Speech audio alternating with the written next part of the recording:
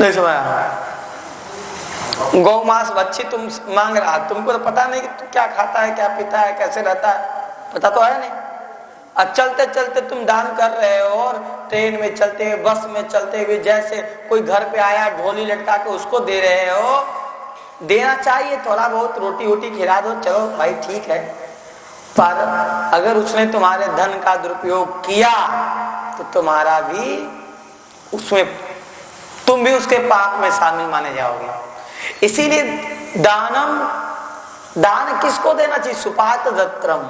जो सुपात्र होता है, जैसे सुपात्र आपको हमेशा नहीं मिलेंगे। जैसे भागवत हो रहा है, यहाँ हम खुद अपने 20 से 25 हजार लगाए हैं अपना, तो इसमें सबको मिलके लगाना चाहिए, जितना हो सके उतना लगाना चाहिए। ये सुपात्र दत्रम हो गया, क्योंकि मैं इतना मेहनत कर रहा हूं। सुपात्र को दिया गया दान पुण्य देता है, और कुपात्र को दिया गया दान पाप देता है, जिसके फलस्वरूप तुम अमीर से गरीब हो जाओगे। घर की लक्ष्मी घर से बाहर निकल के भाग जाएंगी, यह बात सच्ची है। आज बहुत सारे लोग कहते हैं हम बहुत दान करते, रास्ता चलते हुए इधर उधर कर देते हैं। महाराज, हमारे घर में लक्ष्मी नहीं टिकती है। अरे कैसे टिकती है? तुमने कुपात्र को दान दिया, और कुपात्र को दिया गया दान दाता के घर की लक्ष्मी को खा जाता है। बोले वृंदावन बिहारी लाल की। इसीलिए दानम परम किम सुपात्र दत्रम, ये हमारा लिखा हुआ ग्रंथ नहीं है, शंकराचार्य जी महाराज और गीता प्रेस से प्रमाणित है। इसलिए भी सबसे बढ़िया छोटा सा ग्रंथ है जिसका नाम है प्रश्नोत्तरी।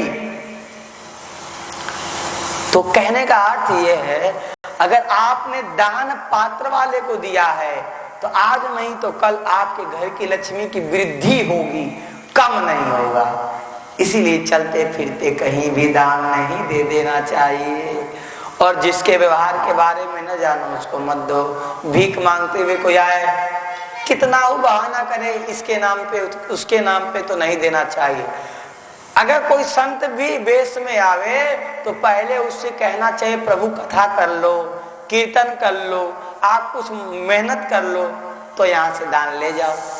हम मेहनत करते हैं, हम किसी का खाते तो नहीं, ब्राह्मण किसी का नहीं खाता, ब्राह्मण अपना खाता है। ब्राह्मण किसी के दान जो शब्द है वो उसको कहते हैं जो बिना किए दे दिया जाए। यहाँ तो दक्षिणा की प्राप्ति होती, दक्षिणा उसे कहते हैं जो मेहनत से मिली। हम लोग दक्षिणा पे जीते हैं, दक्षिणा का मतलब मेहनत पे। हम 2 घंटा 4 घंटा 5 घंटा समय कथा में दे रहे हैं, घूम रहे हैं, लोगों के बीच में आ रहे हैं, कोई आ रहा है उससे मिल रहे हैं, धर्म की बातें बता रहे हैं, पढ़ रहे हैं, तब दान ले रहे हैं। इतना वर्ग करने के बाद उसको दान को दक्षिणा कहते हैं। न समझा? इसका मतलब दान आप लोग नहीं दोगे। अरे दक्षिणा भी कोई नहीं दे पाता, दान कहां से दे पाएगा? दान उसे कहते बिना मेहनत, कोई मेहनत नहीं कराया और दे दिया, और वो भी सुपात्र को दे दिया, तब तो दान। कुपात्र को दिया गया दान दाता के घर के लक्ष्मी को क्षीण करता है। आइए, क्या कि कथा के प्रसंग को प्रारंभ करने से पहले कुछ विशेष सत्संग होना जरूरी है। अब इसको जो है विशेष सत्संग के माध्यम से हम लोग कुछ विशेष बातों पे चर्चा करते हैं। जैसे भक्ति पे चर्चा हो गई, दान पे चर्चा हो गया, धन सनातन शक्ति या सनातन धर्म के आचरण पे चर्चा हो गया। ये जरूरी है, इसी को कहते हैं भूमिका बनाना। आइए कथा को हम लोग आगे बढ़ाते हैं, उससे पहले कीर्तन।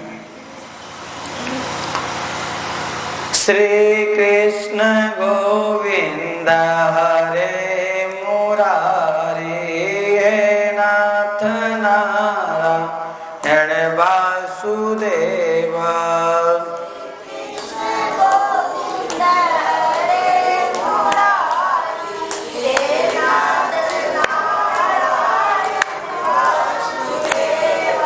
हे नाथ नारायण वासुदेव।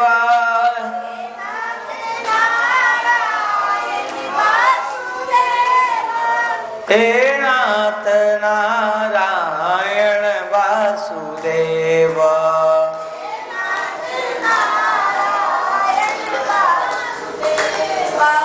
श्री कृष्ण गोविंद हरे मुरारे, हे नाथ नारायण वासुदेव।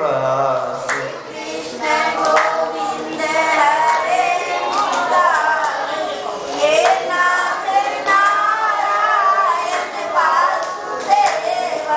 श्री कृष्ण गोविंद हरे मुरारे, हे नाथ नारायण वासुदेव। कृष्ण गोविंद हरे मुरारी, हे नाथ नारायण वासुदेव। हे नाथ नारायण वासुदेव।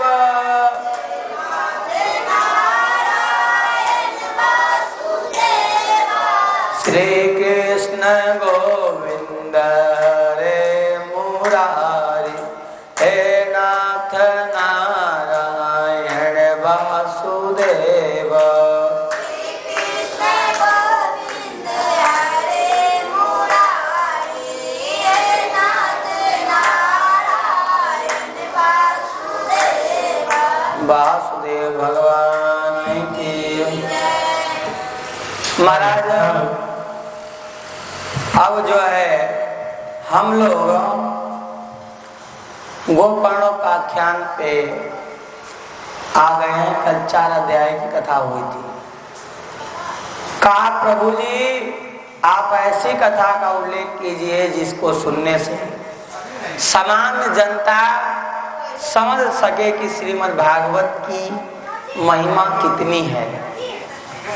कहा देखो तुंगभद्रा नदी किनारे, क्योंकि ये तुंगभद्रा जो नदी है ये पूर्वी भारत की नदी नहीं है, उत्तरी भारत की भी नदी नहीं है, पश्चिमी का भी नहीं, दक्षिणी भारत की नदी है तुंगभद्रा।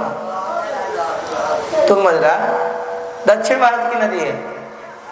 तो बड़े ब्राह्मणों का उल्लेख किया है कि ये ब्राह्मण है, पढ़े लिखे सब कुछ से संपन्न है, इनके पास सब कुछ है, धन भी है। क्योंकि देखो ब्राह्मण विद्वान होगा और धन की इच्छा करेगा तो धन खूब आ जाएगा।